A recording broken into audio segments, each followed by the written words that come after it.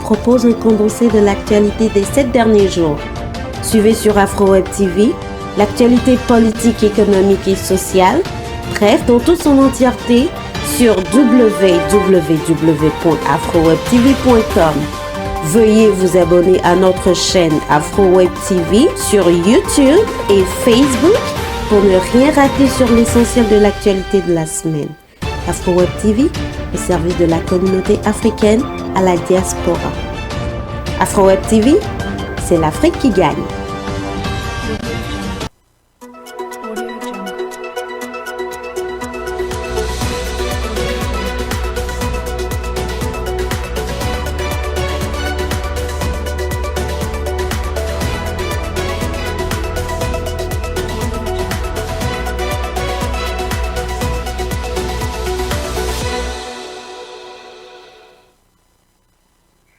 Bonjour et bonsoir à tous.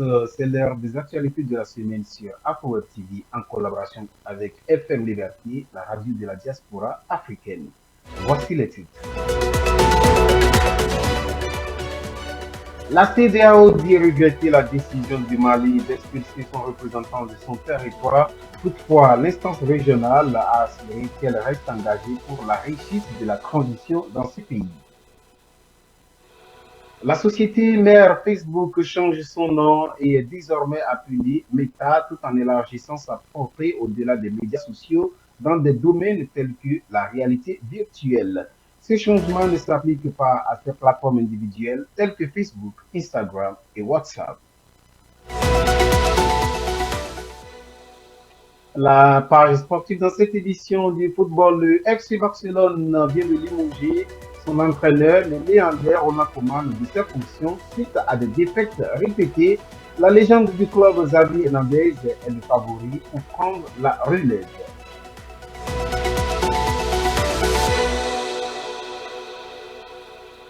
Mesdames et messieurs, bienvenue.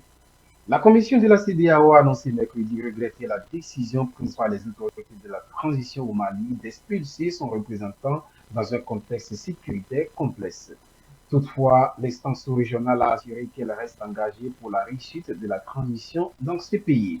Plus tôt dans la semaine, les dirigeants de la transition au Mali ont déclaré le représentant spécial de la CEDEAO, persona non grata, au vu de ses agissements incompatibles avec son statut. Selon un communiqué du gouvernement malien, cette décision intervient après plusieurs mises en garde adressées à l'intéressé à travers sa hiérarchie. Mais de son côté, la CEDEAO a fait savoir que la décision intervient à un moment important et délicat, caractérisé par l'accompagnement de la transition par la communauté sous-régionale et autres partenaires. L'Organisation des Nations Unies appelle la Centrafrique à rompre toute relation avec les paramilitaires russes. L'instance internationale accuse ces derniers d'avoir harcelé et d'intimider violemment des civils centrafricains dans de nombreuses régions du pays. Pour certains, ces déclarations sont des signes du bras de fer entre la France et la Russie. Il faut noter qu'avec le soutien des paramilitaires russes du groupe Wagner, les forces centrafricaines ont été en mesure de repousser au début de l'année une vaste contre-offensive contre les groupes rebelles. Début octobre, les autorités de Bangui ont reconnu une partie des accusations formulées en mars par l'ONU, notamment sur des crimes et actes de torture commis majoritairement par des rebelles, mais aussi des soldats centrafricains et leurs alliés instructeurs russes. Le Soudan, lui, a plaidé cette semaine pour un soutien international. Le pays qui fait également face à des vagues de sanctions après le coup d'État de lundi. Il a été suspendu des instances de l'Union africaine, l'aide de la Banque mondiale suspendue, alors que l'Union européenne réfléchit à faire la même chose. Déjà lundi, les militaires ont dissous le régime civil et arrêté les dirigeants politiques et déclaré l'état d'urgence. Cette décision a anéanti les espoirs d'une transition pacifique de pouvoir après le renversement de l'ancien président Omar el-Béchir en 2019. Il faut noter que le Soudan était gouverné par une alliance difficile entre les groupes militaires et civils depuis 2019. Mais lundi, l'armée a effectivement pris le contrôle, dissolvant le Conseil souverain, partageant le pouvoir et le gouvernement de transition et détenant temporairement le Premier ministre Abdallah Hammouk. Le général en chef du Soudan, Abdel Fattah al-Burhan, a déclaré que l'accord avec les membres civils du Conseil souverain de transition du pays est devenu un conflit et au cours des 2 dernières années, menaçant la paix et l'unité au Soudan. Il a donc ajouté que plusieurs articles de la Constitution ont été suspendus et les gouverneurs des États limogés. Le Bénin se dit heureux de la décision de la France qui a bien voulu faire droit à sa demande de restitution des trésors culturels emportés lors de la colonisation. La déclaration a été faite mercredi par le ministre béninois des Affaires étrangères et de la coopération lors de la semaine culturelle du Bénin à Paris. Le Bénin avait formulé cette demande en août 2016, mais après son élection en 2017, le président français Emmanuel Macron a mis en place une mission de réflexion sur la restitution du patrimoine africain. Le ministre béninois a salué l'esprit de compréhension mutuelle et le dialogue constructif qui ont prévalu entre les administrations béninoises et françaises concernées tout au long de ce processus. Il faut noter que le retour prochain de 26 œuvres des trésors royaux d'Abomey contribuera incontestablement à renforcer l'identité culturelle du Bénin et aussi à améliorer l'offre touristique du pays, conformément à la vision du gouvernement de faire du Bénin une destination touristique et culturelle de choix en Afrique. C'est ce que donc a déclaré le ministre béninois des Affaires étrangères et de la coopération. Au moins 6 personnes ont trouvé la mort et 21 autres blessées après que l'armée éthiopienne ait mené jeudi une frappe aérienne sur la capitale de la région du Tigré, Mekele. Selon les autorités éthiopiennes, cette frappe est la dernière en date d'une campagne aérienne lancée le 18 octobre dernier dans un combat qui dure depuis un an contre les rebelles du Front de libération du peuple du Tigré. Enfin, pour clore le chapitre africain, des dizaines de Marocains se sont rassemblés cette semaine dans plusieurs villes du royaume pour manifester contre le pass sanitaire suite à un appel lancé par l'Union des Marocains. Il faut noter que ces manifestations sont intervenues après des décisions du gouvernement d'Aziz Akanouche d'imposer le pass vaccinal dans les lieux publics et privés. Selon des associations et des syndicats, cette mesure va à l'encontre de la Constitution.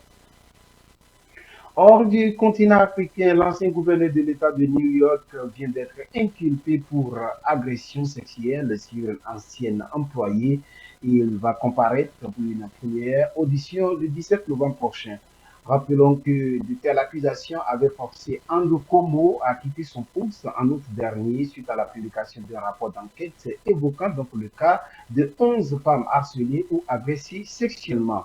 Le président Joe Biden, lui, avait aussi appelé l'ex-gouverneur à quitter son poste. Ce dernier a toujours nié ces faits. Enfin, le géant des réseaux sociaux Facebook a annoncé cette semaine avoir changé sa dénomination de son entreprise en Meta dans le cadre d'un important changement de marque. L'annonce a été faite par le fondateur Mark Zuckerberg qui a estimé que le terme Facebook était trop lié à celui de la plateforme du même nom lancée en 2004.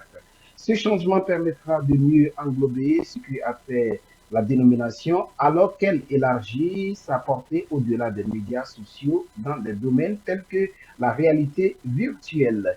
Il est à noter que le changement en question ne s'applique pas à ces plateformes individuelles telles que Facebook, Instagram et WhatsApp, mais uniquement à la société mère qui les possède. Nous entamons à présent la page sportive.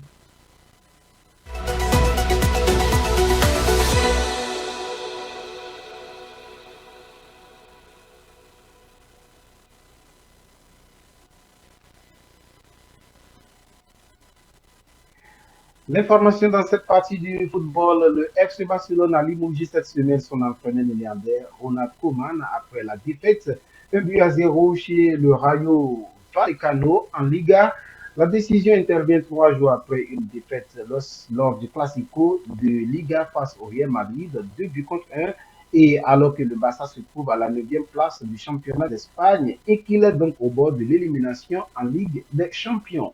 Selon un communiqué du club, l'entraîneur du FC Barcelone B, équipe réserve, il s'agit de Sergi Barjuan, est le nouveau coach par intérim du club. Les Catalans devront chercher à remplacer le Néerlandais dès que possible. Et la légende du club, Xavi Hernandez, qui est actuellement à Al-Assad au Qatar, reste donc le favori pour prendre la relève. Voilà, c'est la fin de cette édition. Merci de nous avoir suivis. Nos prochaines informations vous reviennent samedi prochain. Mais toutefois, vous pouvez vous rendre sur YouTube ou Facebook AfroWeb pour suivre nos émissions ou pour plus de détails, consultez les www.afrowebtv.com.